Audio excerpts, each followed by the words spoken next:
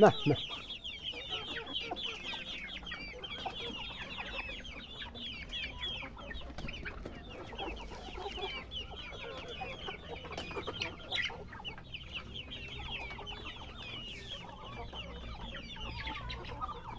Fevraldagilar bor, martdagilar bor,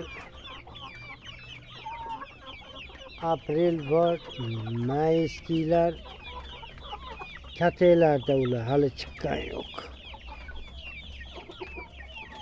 Apreldagilar.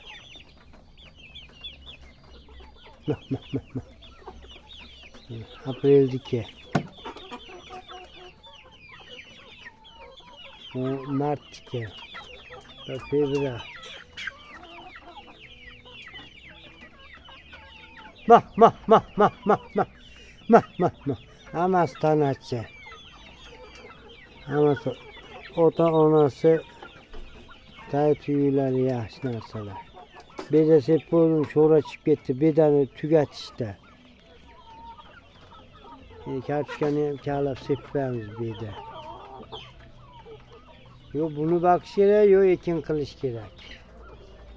Ekinni ham qilib qo'yaylik. Bo'lgancha bo'ladi, qolganini mana shulardan oshganini yeymiz.